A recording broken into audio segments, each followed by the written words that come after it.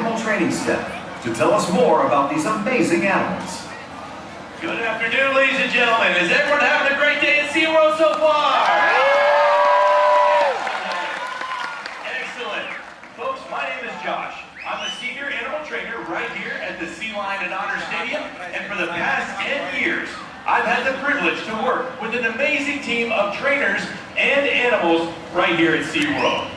Right here at SeaWorld, our motto is to celebrate connected care with the natural world through the power of entertainment. And this weekend, we plan on doing just that. We have a very special event going on today. It is called Wild Days, right here at SeaWorld. Wild Days is going to give all of you an opportunity to meet our family of animals that live right here at the park, as well as learn about the thousands of animals that have been part of our rescue and rehabilitation program. Now, I'd like you all to invite out to the stage two of my co-workers. This is Lisa, and Lisa has one of my good friends. This is Zoe. Excellent. Now, Zoe here is a California sea lion. This big boy is 24 years old, and he was born right here at SeaWorld in Orlando, and he weighs close to 450 pounds. Now, while I'm speaking, you're going to see Lisa and Zoe doing what we call husbandry behaviors. All the animals here at SeaWorld are trained to participate in their own health care. We have veterinarians on staff 24 hours a day, 7 days a week to care for all the animals that call SeaWorld home. I'm actually here this afternoon to talk to you about two very cool members of our SeaWorld family that live right next door at Pacific Point Preserve. Their names are Big John and Little Chris.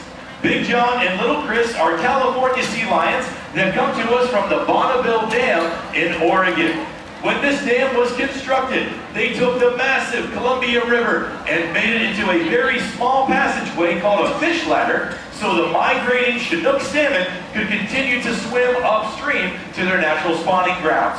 Before too long, Big John and Little Chris, as well as several hundred of their friends, were calling the Bonneville Dam home. They were consuming such massive amounts of salmon that the government became worried that they were eating too many.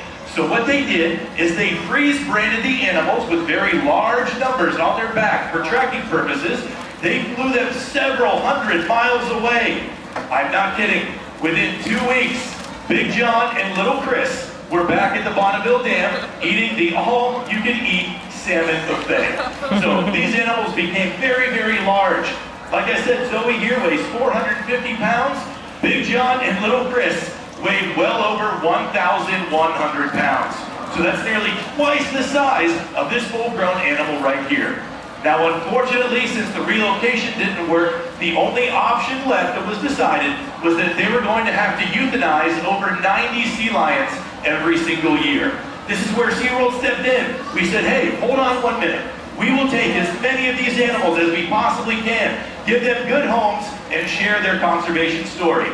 Big John and Little Chris have been with us ever since. As soon as the show is over, I would like all of you to stop by Pacific Point Preserve and visit those two big sea lions. Little Chris has the freeze brand, given to him by the government, of C640 on his back. And Big John has C648. So please go check out those sea lions there. Lisa, Zoe, thank you so much for joining us. Zoe, you want to say goodbye to everybody?